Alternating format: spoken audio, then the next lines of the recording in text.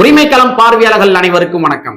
இன்னைக்கான அரசியல் களத்துல நம்ம எது சம்பந்தமாக விவாதிக்க போறோம் அப்படின்னா, நிறைய தோழர்கள்ல மட்டும் நேற்று கேட்டாங்க, தோழர் என்ன தோழர் இந்த காமராஜர் விவகாரம் சம்பந்தமாக நீங்க பேசாம இருக்கிறீங்க அப்படின்ற மாதிரி கேட்டாங்க. பேசாமலாம் கிடையாது. நேற்றைய தினத்துல நம்ம டிஎஸ்பி ஆபீஸ் போயிட்டோம். காரணம் என்ன அப்படின்னா, நம்ம மதுரை மாவட்டத்துல பாலமேட்ல பறையர் சமுதாய மக்களை ஊரை விட்டு ஒதுக்கி வச்சிருக்கிறாங்க. சோ அதுக்காக டிஎஸ்பி ஆபீஸ்ல ஒரு பேச்சுவார்த்தை, அதற்காக நம்ம அங்க போயிட்டோம். சோ டிஎஸ்பி ஆபீஸ்ல என்ன நடந்துச்சு அப்படின்ற மாதிரி ஒரு சில தரவுகள் சேகரிச்சு வச்சிருக்கோம். நம்ம அது தனியா ஒரு வீடியோ போட்டுருவோம். சரியா? சரி, இந்த காமராஜர் விவகாரத்தை நாம எப்படி பாக்குறோம் அப்படின்றத நம்ம பதிவு பண்ணிருக்கோம். முதல்ல ஒரு இஷ்யூ என்ன, திருச்சி சிவா அவர்கள் காமராஜர் அவர்களுக்கு நாங்க வயதான காலகட்டத்துல ஏசி போட்டு கொடுத்தோம். இதான் மேட்ரே, வேற ஒண்ணும் கிடையாது. நிறைய பேர் மேலோட்டமா பாக்குறப்ப என்ன தோணும் அப்படின்னா, அவங்க ஏசி போட்டு கொடுத்தாங்க, அதை அவங்க சொல்றாங்க, இதுல என்னப்பா இருக்கு அப்படின்ற மாதிரிதான் நம்ம மேலோட்டமா பார்க்கும் பொழுது நமக்கு தெரியும். ஆனா அவங்க சொன்ன தோணி வேற மாதிரி இருக்கலாம். ஆனா அவருடைய உள்ளார்ந்த சிந்தனைகள் என்ன அப்படின்னு பார்த்தோம்னா, கடைசி காலகட்டத்துல காமராஜர் உடம்பு முடியாம இருந்துச்சு. அவர் அப்படியே வேர்த்து ஊத்தி அப்படியே அந்த வேர்கள் நீச்சல் அடிச்சு, நாங்க மட்டும் அன்னைக்கு ஏசி போட்டு கொடுக்கலாம் வச்சுக்கவேன், அவ்வளவுதான். காமராஜர்லாம் அப்படியே அந்த வேர்வை தண்ணிலேயே நீந்தி போய் அப்படி எங்கேயாச்சும் கடல்ல போய் கலந்துருப்பாரு. இந்த மாதிரி ஒரு தோணி தான் திருச்சி சிவா அவர்கள் சொன்ன தோணி. நீங்க காமராஜர் அவர்களை உள்ளபடியே புகழ்வதாக இருந்தா, காமராஜர் அவர்கள் சம்பந்தமான நூல்கள் இருக்கும் இல்லையா, பெரிய பெரிய எழுத்தாளர்கள் எழுதியிருப்பாங்க காமராஜர் சம்பந்தமான நூல்கள். சோ அந்த நூல்களை பெருக்குவதற்காக, மக்கள் மத்தியில கொண்டு போவதற்காக நாங்க தனியாகவே அதுக்கு நிதி ஒதுக்கணும். நிதி ஒதுக்கி காமராஜர் அவர்களை எளிய மக்கள்கிட்ட கொண்டு போய் சேர்த்தோம். இந்த மாதிரி நீங்க பேசியிருந்தீங்க அப்படின்னா, இந்த மாதிரி கலப்பணி செஞ்சிருந்தீங்க அப்படின்னா, அதை நீங்க ஒரு பெரிய லெவல்ல பேசலாம். அப்படியே கடைசி காலத்துல அவர் உடம்பு முடியாம கிடந்தாரு, ஏசி போடாம இருந்தாரு, உடம்புலாம் வேர்க்கும், அதுக்காக நாங்க ஏசி போட்டு கொடுத்தோம் அப்படின்றது இது எந்த வகையில ஏற்றுக்கொள்ள முடியும்? அப்ப அவர் சிறுமைப்படுத்துற மாதிரி கிடையாதா? காமராஜர் அவர்கள் மதிய உணவு திட்டத்தை கொண்டு வந்தாரு. ஊர் ஊரா போய் சொல்லுங்க, புத்தகங்கள் எழுதுங்க, காமராஜர் சம்பந்தமாக கட்டுரை எழுதி வருபவர்களுக்கு, புத்தகம் எழுதி வருபவர்களுக்கு நாங்க சன்மானம் வழங்கப்படும் அப்படின்ற மாதிரி திராவிட முன்னேற்ற கழகம் ஒரு பறைசாற்றுங்க. நீங்க அந்த மாதிரி ஒரு கலப்பணியில் நாங்க காமராஜர் அவர்களுக்காக நாங்க செஞ்சோம் அப்படின்னு நீங்க சொன்னீங்க அப்படின்னா, நம்ம அது ஒரு பெருமையா பேசலாம். ஆனா நாங்க ஏசி போட்டு கொடுத்தோம், என்னங்க அது நல்லாவா இருக்குது? காமராஜர் அவர்கள் உள்ளபடியே பல சாதனைகள் பண்ணியிருக்கிறார். ஏன் காமராஜருடைய திரைப்படங்கள் இருக்குங்க, அவர் எவ்வாறு எளிமையா வாழ்ந்தாரு, அவருடைய அரசியல் என்ன அப்படின்ற மாதிரி திரைப்படங்கள் இருக்கு. அந்த திரைப்படத்தை ஒவ்வொரு ஸ்கூல்லையும் போய் திரையிடுங்க, ஒவ்வொரு கல்லூரிகளை திரையிடுங்க, ஊரு ஊரா கிராம கிராமமா போய் திரையிடுங்க.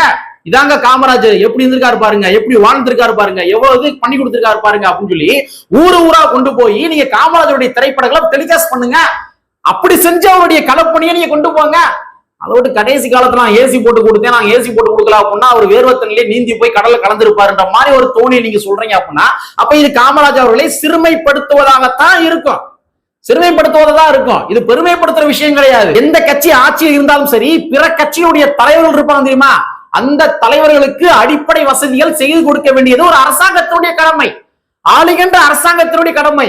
அப்ப நீங்க காமராஜர் அவர்கள் ஏசி போட்டு கொடுத்தேன்னு சொல்றத இதெல்லாம் சாதனையா கருத முடியாது, சாதனையா கருத முடியாது.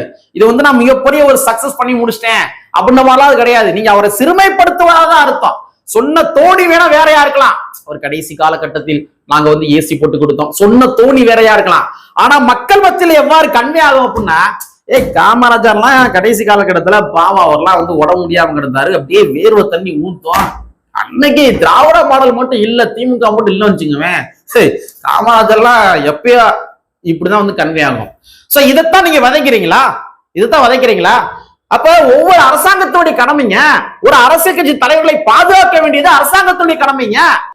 அது மட்டும் கிடையாதுங்க. இன்னைக்கு சமூக வலைத்தளம் என்ன எழுதுறாங்க அப்படின்னா, காமராஜர் என்று சொல்லப்படுகின்ற அந்த எளிய பிம்பத்தை நாங்க உடைக்க போறோம் அப்படின்னு எழுதுறாங்க.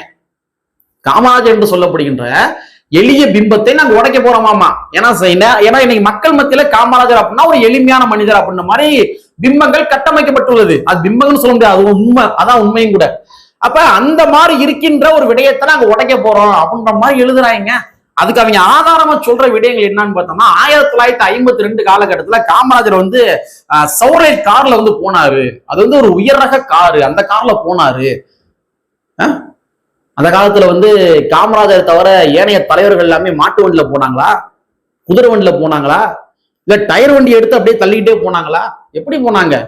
ஏங்க எல்லா அரசியல் கட்சி தலைவருமே கார்ல தாங்க போனாங்க. ஏதாச்சும் ஒரு அரசியல் கட்சி தலைவர் மாட்டு வண்டி தான் போனாரு, காலம் முடிய வரைக்கும் மாட்டு வண்டி தான் போனாருன்னு சொல்ல முடியுமா? யாராச்சும் சுட்டி காட்ட முடியுமா?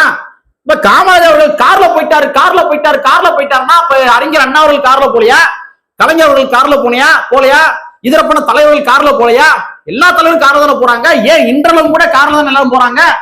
அப்ப காமராஜர் அவர்களே கார்ல போனார் அப்படின்னா நீங்க இது வன்மங்கள் தான், வேற ஒண்ணும் கிடையாது. இப்ப அண்ணா அவர்கள் அவர் மாட்டு வண்டில போனாரு, ஆனா காமராஜர் கார்ல போனாரு, நீங்க அப்படி கம்பாரிசன் பண்ணா ஏதோ ஒரு லாஜிக் ஏத்துக்கலாம்.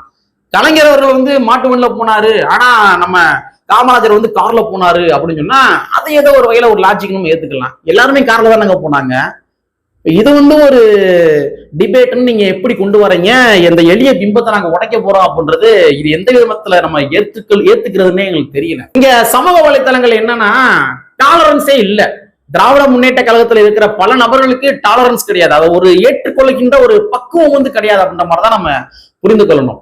நான் ஆரம்பத்திலே சொன்ன மாதிரி காமராஜர் அவர்களுக்காக நீங்க செஞ்ச இதர பின்ன சாதனைகள்னா சொல்லி காட்டியிருந்திருக்கலாம்.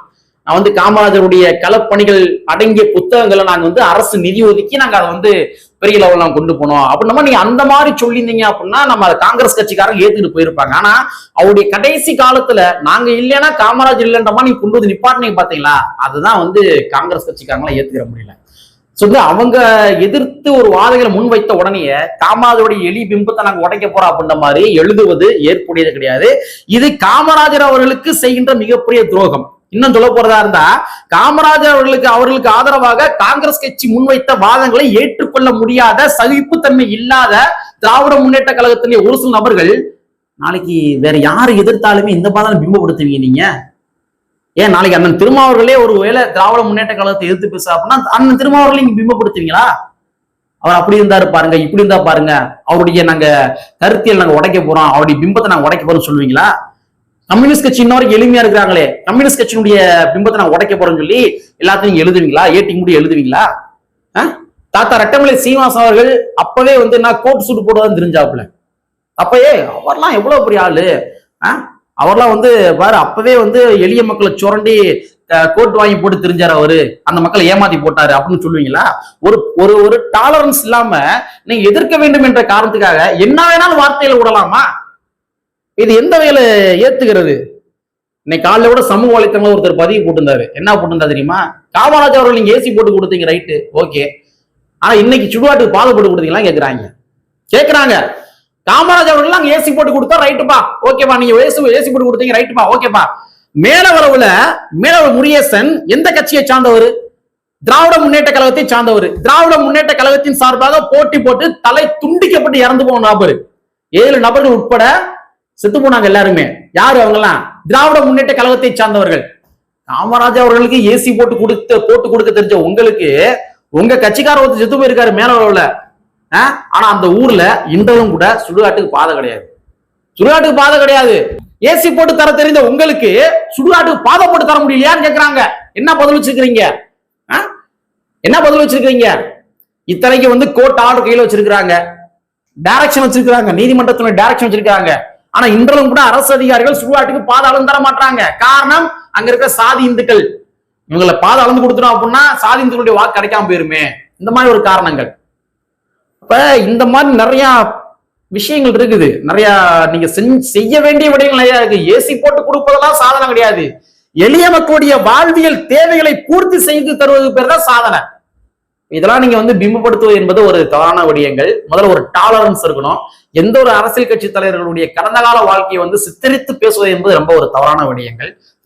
அது உண்மையாக இருந்தாலும் சரி, பொய்யாக இருந்தாலும் சரி, கடந்த கால தலைவர்கள் அந்தந்த காலத்துக்கு ஏற்ற மாதிரி வாழ்ந்திருப்பாங்க. கலைஞர் அவர்கள் காமராஜர் அவர்கள் இழிவாக எழுதி சித்திரங்கள், ஓவிய சித்திரங்கள் வரையிலையா, முரசல் வரையிலையா, வரைஞ்சாங்கல்ல. இப்ப அதெல்லாம் அந்தந்த காலத்துக்கு ஏற்ற மாதிரி அரசியல் யுக்திகள் அதோட நம்ம நிப்பாட்டிக்கணும். அதை விட்டு நான் தான் அவருடைய கடைசி காலகட்டத்துல அந்த ஏசி போட்டு கொடுத்தேன், ஓசி போட்டு கொடுத்தேன், தவறான விஷயம். சோ திராவிட முன்னேற்ற கழகத்துல இருக்கிற ஒரு சில புரிதலற்ற நபர்கள் இது போன்ற பேச்சுகளை குறைத்துக் கொள்ள வேண்டும், திருத்திக் கொள்ள வேண்டும் என்பதை கூறிக்கொண்டு, கற்பி ஒன்று சேர் புரட்சி செய் என்று புரட்சியாளர் அம்பேத்கர் அவருடைய வரியை கூறிக்கொண்டு நிறைவு செய்கின்றேன். நன்றி, வணக்கம்.